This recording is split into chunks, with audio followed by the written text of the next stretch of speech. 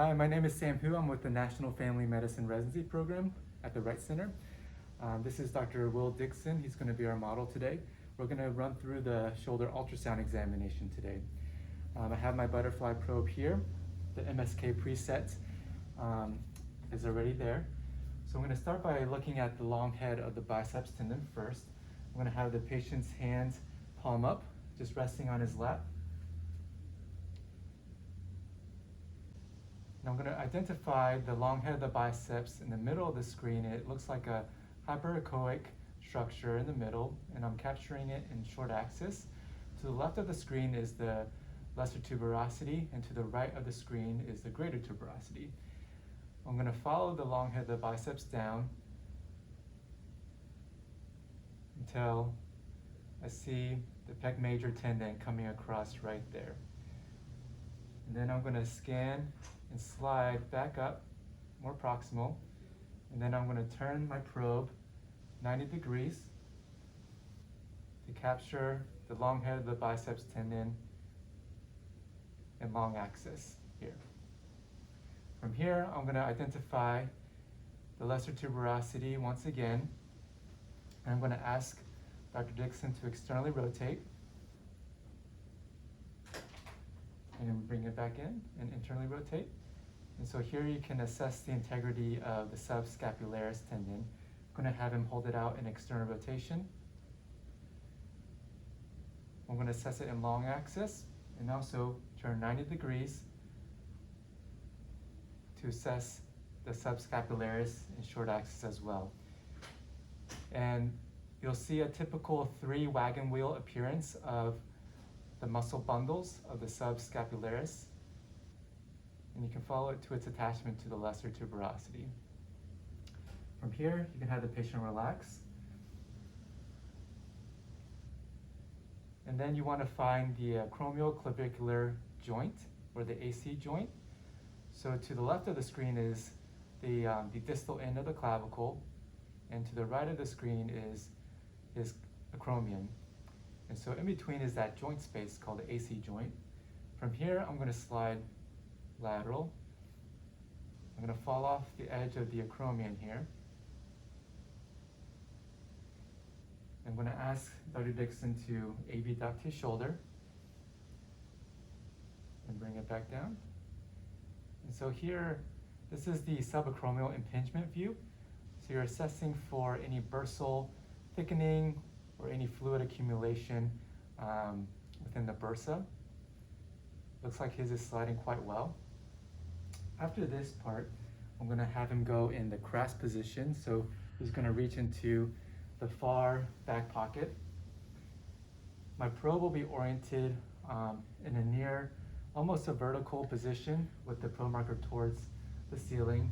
But in this position, the rotator cuff can be different based on the patient's ability to internally rotate and bring their arm back.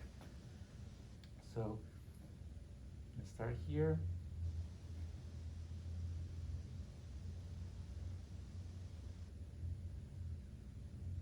And so I'm going to identify the supraspinatus by looking for a structure that looks like a bird's beak, almost like a falcon, right here.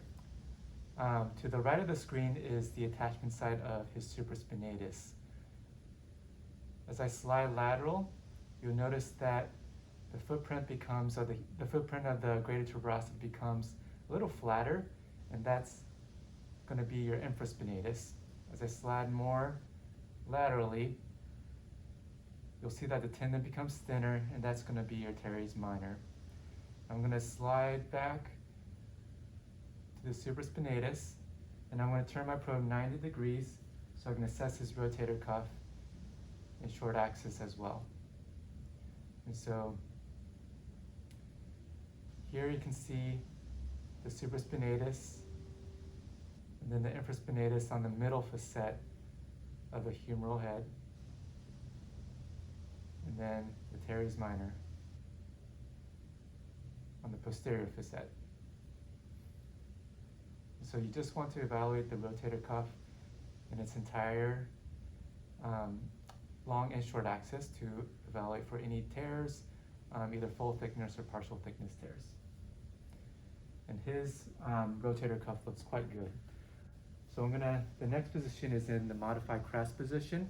So hand is in the ipsilateral pocket. I'm gonna have his elbow pointing back.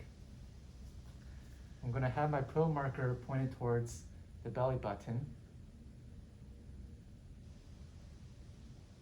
And so this is called the rotator cuff interval view. The bright echogenic structure in the middle of the screen is the long head of the biceps. To the right of it is his supraspinatus.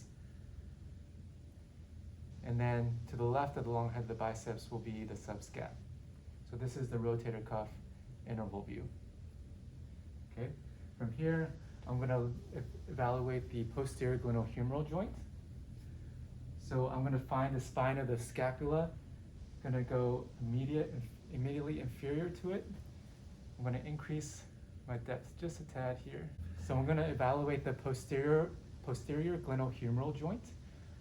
To the left of the screen is the humeral head, and to the right is his glenoid. You want to ask the patient to externally rotate,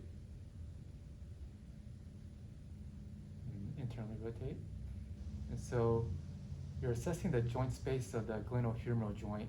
In here, you can look for debris arising from the joint. You can even evaluate the labrum. You can see his infraspinatus contracting as he externally rotates. And so this is a good view to make sure you obtain as part of the shoulder examination. And that completes the shoulder ultrasound. Thank you.